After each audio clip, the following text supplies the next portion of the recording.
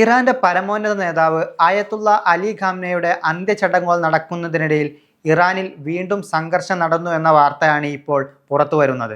സമാധാന കരാറുകളും ധാരണാപത്രങ്ങളും പൂർണ്ണമായും ലംഘിച്ചുകൊണ്ട് അമേരിക്ക ഇറാനിൽ 3 ശക്തമായ ബോംബാക്രമണം നടത്തി. ഇതിനു പിന്നാലെ അന്താരാഷ്ട്ര വിപണിയെയും ആഗോള സമ്പദ് വ്യവസ്ഥയും നിശ്ചലമാക്കാൻ ഇനിയും പോകുമോ എന്ന ആശങ്കയിലാണ് GCC രാജ്യങ്ങൾ. ഖത്തർ, സൗദി അറേബ്യ എന്നിവയുടെ കപ്പലുകൾക്ക് നേരെയും ആക്രമണമുണ്ടായിട്ടുണ്ട്. ലോകം മുഴുവൻ ഭീതിയോടെയാണ് പശ്ചിമേഷ്യയിൽ നിന്നുള്ള ഈ വാർത്തയെ ഇപ്പോൾ നോക്കിക്കാണുന്നത്. നയതന്ത്ര ചർച്ചകളെല്ലാം പാളിയെന്നാണ് നിലവിലെ സാഹചര്യങ്ങൾ സൂചിപ്പിക്കുന്നത്. മുൻപ് ഒപ്പുവെച്ച ധാരണാപത്രം പൂർണ്ണമായി ലംഘിച്ചുകൊണ്ട് അമേരിക്ക ഇപ്പോൾ വ്യോമാക്രമണം നടത്തിയിരിക്കുന്നത്. ഇറാനിലെ നയതന്ത്രപരമായ 3 കേന്ദ്രങ്ങളിലേക്കാണ് അമേരിക്കൻ യുദ്ധവിമാനങ്ങൾ ബോംബ് വർഷിച്ചത്.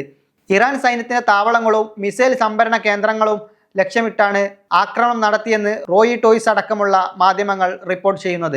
ഇരു വിഭാഗവും തമ്മിൽ മുൻപ് ഒപ്പുവെച്ച സമാധാന ധാരണാപത്രം അമേരിക്ക പൂർണ്ണമായും ലംഘിച്ചു എന്നാണ്. ഇറാൻ മേഖലയിൽ അസ്ഥിരത ഉണ്ടാക്കുമെന്ന പഴയ ആരോപണം ഉന്നയിച്ചാണ് US ഈ ആക്രമണം നടത്തിയിരിക്കുന്നത്. ഇതോടെ മേഖലയിൽ നയതന്ത്ര ചർച്ചകൾ പൂർണ്ണമായും അവസാനിച്ച മട്ടാണ്. ഇറാന്റെ ഭാഗത്തു നിന്ന് കടുത്ത തിരിച്ചടി ഉണ്ടാകുമെന്ന മുന്നറിയിപ്പും പുറത്തുവന്നു. ഇറാനിലെ ബോംബാക്രമണത്തിന് തൊട്ടു പിന്നാലെയാണ് ആഗോള എണ്ണ വിപണിയെ ഞെട്ടിച്ചുകൊണ്ട് കപ്പലുകൾക്ക് നേരെ ആക്രമണം ഉണ്ടായത്. ഖത്തർ, സൗദി അറേബ്യ എന്നീ രാജ്യങ്ങളുടെ എണ്ണക്കപ്പലുകൾക്ക് നേരെയാണ് ഇന്ന് ആക്രമണം ഉണ്ടായിരിക്കുന്നത്.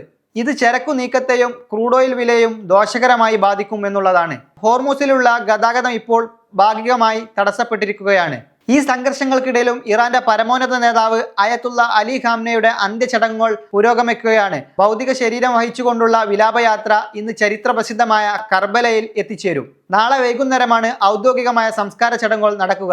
അമേരിക്കൻ ആക്രമണത്തിന്റെ പശ്ചാത്തലത്തിൽ കർബലയിലും പരിസര പ്രദേശങ്ങളിലും ഇറാൻ സൈന്യം കടുത്ത സുരക്ഷാ വലയമാണ് തീർത്തിരിക്കുന്നത്. വിലാപയാത്രയ്ക്ക് നേരെയോ ചടങ്ങുകൾക്ക് നേരെയോ എന്തെങ്കിലും തരത്തിലുള്ള പ്രകോപനമുണ്ടായാൽ അത് വൻ ദുരന്തത്തിലേക്ക് നയിക്കുമെന്നതിനാൽ അതീവ ജാഗ്രതയിലാണ് അധികൃതർ. ഒരു വശത്ത് പ്രിയ നേതാവിന്റെ വേർപാടിൽ വിതുമ്പുന്ന ജനലക്ഷങ്ങൾ, മറുവശത്ത് ധാരണാപത്രങ്ങൾ കാറ്റിൽ പറത്തി അമേരിക്ക നടത്തുന്ന ബോംബ് ആക്രമണങ്ങൾ.